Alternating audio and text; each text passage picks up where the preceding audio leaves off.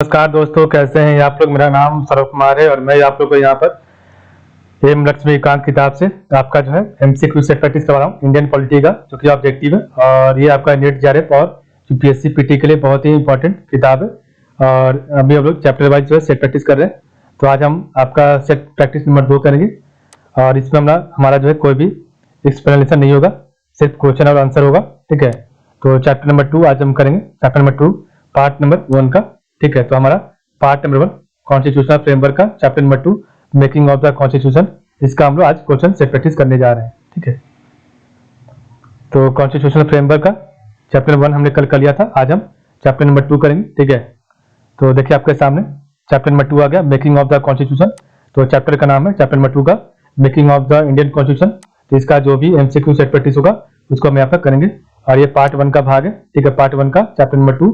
ठीक है, तो पहला क्वेश्चन आपका है, consider the following statement regarding the composition of the constituent assembly. तो 1 correct answer, option number C 3 only. The total strength of the constituent assembly was 389। यह सही है, बाकी आपका गलत है।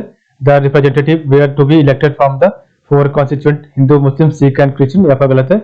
The chairman of the union constitution committee was Sardar Vallabh Patel, यह आपका गलत है।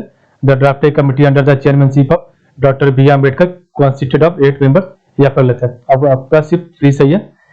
क्वेश्चन 2 है, which of the following provisions of the Constitution of India were given immediate effect from November 26, 1949? तो 2 correct answer, option number D. Option number D 1 and 3 are right. ठीक है, तो आपका जो है which of the following provisions of the Constitution of India were given immediate effect from November 26, 1949? तो आपका 1 and 3 are right. तो सिटीजनशिप एंड इलेक्शन, ठीक है, ये आपका दोनों सही था। क्वेश्चन आपका 3 है, what was the procedure.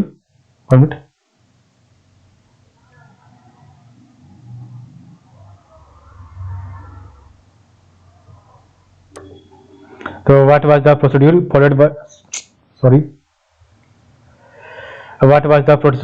followed by for adoption of the Constitution of India? So what was the procedure followed for adoption of the Constitution of India?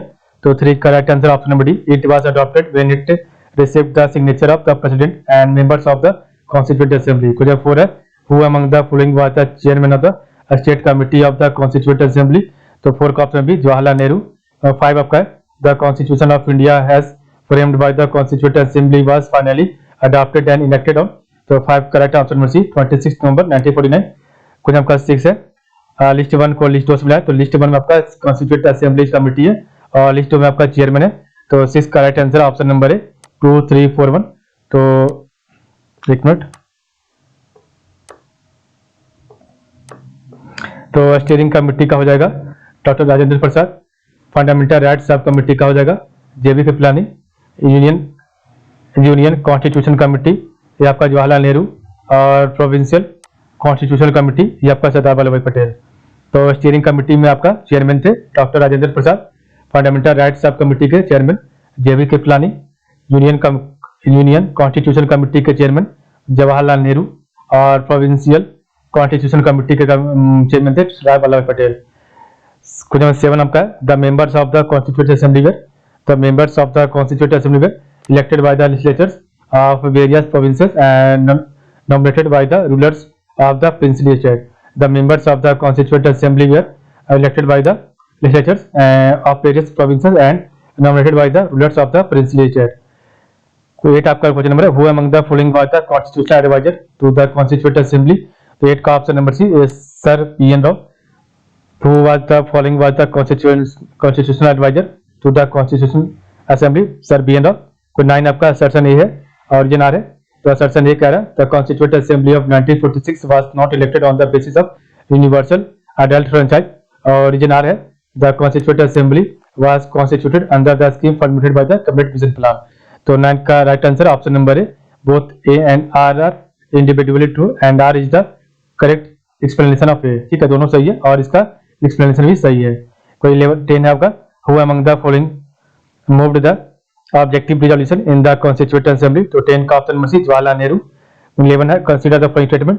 तो 11 correct answer, option number C both 1 and 2 are right. तो doctor Sachchidanand Sinha was elected as the provincial president of the constituent assembly and HC Mukherjee was elected as the vice president of the constituent assembly. ठीक है, तो doctor Sachchidanand Sinha was elected as the provincial president of the constituent assembly and HC Mukherjee was elected as the vice president of the constituent assembly. तो आज हमारा chapter number जो है 2 complete हो गया। कल हम चैप्टर नंबर 3 देखेंगे जो कि आपका होगा salient features of the constitution. ठीक है, तो कल हम आपका चैप्टर नंबर 3 को पढ़ेंगे। ठीक है, आज का आपका चैप्टर नंबर जो है 2 कंप्लीट हो गया है। ठीक है, तो कल पार्ट नंबर 1। ठीक है, एक मिनट।